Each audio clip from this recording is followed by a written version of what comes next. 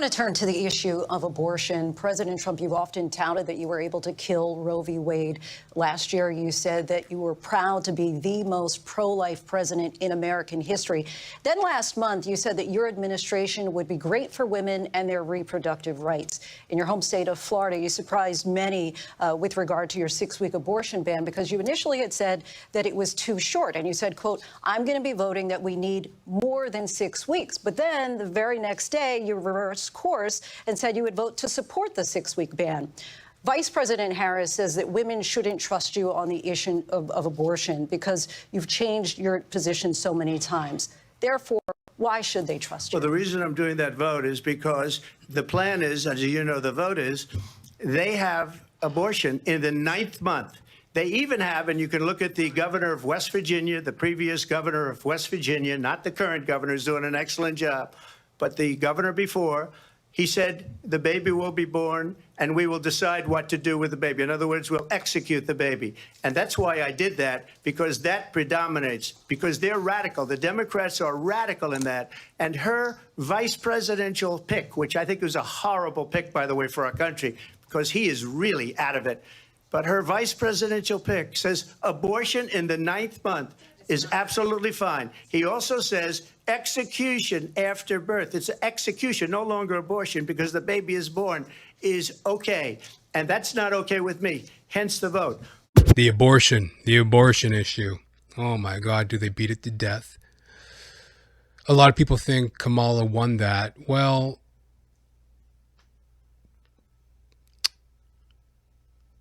what's there to win? Is there anything to win there? An abortion is a nasty situation. And Trump, by having Roe v. Wade overturned, all he really did was, according to him and according to a lot of people, at least according to the Supreme Court, they handed it back to the states, to the people. They put the issue back into the hands of the people. State by state, people can vote and act on how their communities feel about abortion. And Trump made it very clear that he's he agrees with he can concede to abortion in the event that it's in the events of rape, incest, and the danger of the mother's life. That's a lot of common sense. It's like, look, you can't, rape, incest, and the mother's health. Okay, that makes sense. We can make exceptions. There's always an exception. But generally speaking, it's in the hands of the people. And you're going to have to vote your heart and your conscience. And from my perspective, I think a lot of women are waking up to that. And, feminists and feminists and pro-choice people are very loud. But I think the majority of women understand the sanctity and the responsibility of, giving birth. I don't think it's such a hot topic. I think it's angry people pushing their agenda. Because look, it's all about control.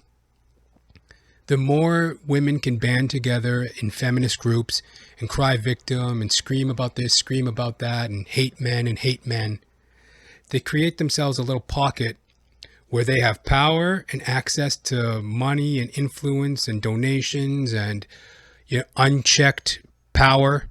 I'm a feminist woman and I'm angry about all these issues and I'm standing up for women's rights. And they keep themselves in this box, this phony box of power where you can't enter that box. No pun intended. You can't enter their box and debate them and talk to them and reason with them. No, they're in their box. They're in their world. They're angry. They're standing up for women's rights and It's a power grab. It's a phony, fake power grab. They live in their little world of fake, phony, perceived power. They get their charitable donations, their tax breaks, their DEI jobs. It's unchecked power and balance. That's all feminism is about. Because it disconnects from the rest of the population, men. And it goes against common sense that's been going on since the dawn of time. Men and women come together and, they go hand in hand. It's like peanut butter and jelly. It goes together. And feminism is fighting common sense. They got women fighting against their own nature, their own common sense, what they were designed to be, what they inherently want. They fight against. And in my opinion, a life is a life. That child's heart beating inside the mother's womb, that is a person. So it's not about a woman's right to choose for her body. It's not her body. It's the baby's body. The baby has now become a person. That beating heart is a person. That is a separate person. And this might sound extreme, but if you're so into abortion and it's the woman's choice, her body, her choice, why not just abort yourself? Take it full term. Take it all the way. That's when it's your choice. If you want to jump off a bridge and kill yourself and the child, well, then it's your body, your choice. But to just kill the child separately from you, well, it's not your body. It's the child's body. It's the baby's body.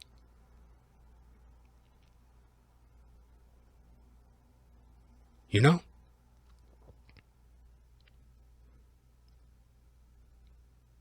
The captain should go down with the ship.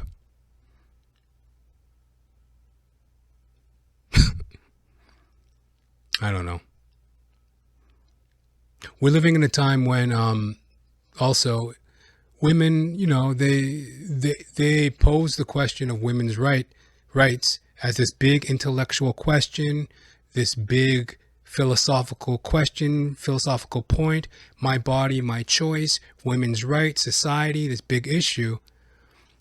Well, if it's this big brainiac thing, what about the common sense of we're living in the 21st century? We have access to condoms, birth control, the rhythm method, counting your cycles, your days. There's so many different ways in which you can avoid a pregnancy. Abstinence, hand jobs, blow jobs, take it in the butt. There are so many ways to avoid a pregnancy that if a woman can't navigate that and ends up pregnant, how do you then stand up on your hind legs and scream about women's rights, and it's my right, my body, my choice, and it's my intellectual property to go my body, my choice? It's like, you're a dummy. You're a dullard. You couldn't even negotiate a condom. You couldn't have the common sense reasoning to have your partner, have the man use a condom and use birth control. You couldn't even negotiate that. Yet you want to step up and scream women's rights and blah, blah, blah, and have this big philosophical, intellectual debate about women's rights. You're too dumb to even use a condom. I don't think you should have the right to have any intellectual discussion if you want to get knocked up. But what I did is something for 52 years. They've been trying to get Roe v. Wade into the states. And through the genius and heart and strength of 6 Supreme Court justices, we were able to do that. Now, I believe in the exceptions for rape, incest, and life of the mother. I believe strongly in it. Ronald Reagan did also. 85% of Republicans do. Exceptions. Very important. But we were able to get it, and now states are voting on it. And for the first time, you're going to see, look, this is an issue that's torn our country apart for 52 years. Every legal scholar, every Democrat, every Republican, liberal, conservative, they all wanted this issue to be brought back to the states where the people could vote. And that's what happened. Now, Ohio, the vote was somewhat liberal. Kansas, the vote was somewhat liberal, much more liberal than people would have thought. But each individual state is voting. It's the vote of the people now. It's not tied up in the federal government. I did a great service in doing it. It took courage to do it. And the Supreme Court had great courage in doing it. And I give tremendous credit to those 6 justices. And here's another thing, too. Ladies, don't take away the only reason why a man should even respect you to begin with. At least in my opinion, the male respect for women comes from the reality that women give birth. Women can give birth. Wow.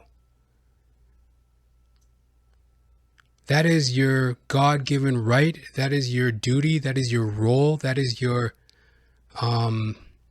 privilege. You know, it really fulfills the spirit when people step up and become their destiny. If it's your destiny to be a mother, then go ahead and be a mother. Don't cop out. Don't abort. Give me a reason to respect you as a woman. Because, you know, if women are all into like, oh, I'm just going to pull the plug. I'm going to go have an abortion whenever I want. I've had 10 abortions. It's like, then what's there to even respect you for? Because, you know, if men and women are equal mentally, okay, so men and women are equal mentally, okay, but not physically. So physically, I'm stronger than a woman. So, I mean, okay, yeah, that's just biology. That's just God's design. I'm stronger than a woman physically. Oh, and she doesn't want to give birth. Oh, she's an abortionist. Oh, she wants to abort. Okay. Well, what's there to respect her for then? Not in terms of like disrespect, but you're not even willing to carry out the one reason why men should even respect you. That'd be like as if I was a man and go, I am a man. I don't act like a man. I don't stand up for any of my male duties.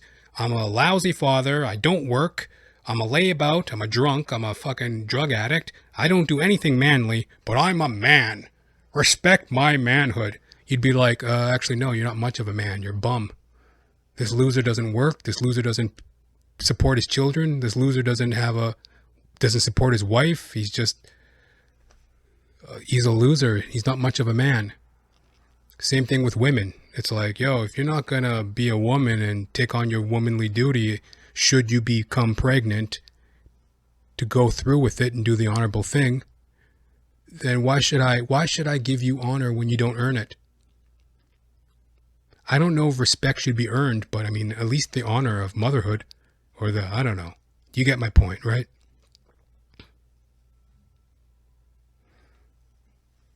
These aren't easy things to talk about and think about, but they're pretty truthful, are they not? You know, even I get a little hesitant saying it, but it rings true. It's true. I mean, think about it. What is there to respect a woman for if she doesn't believe in the key duty of being a woman? The key thing to the superpower that a woman has is the ability to give birth. If she doesn't want to respect that role, then why should I respect her within that role? It's like, what is it to respect you for if you don't even want to do what you were created to do?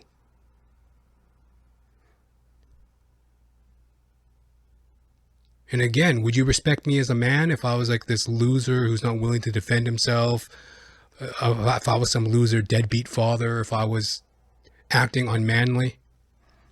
But then again, in this world of DEI, we all deserve it. You might even elevate me to fucking Prime Minister of Canada for all I fucking know. Because he is really out of it.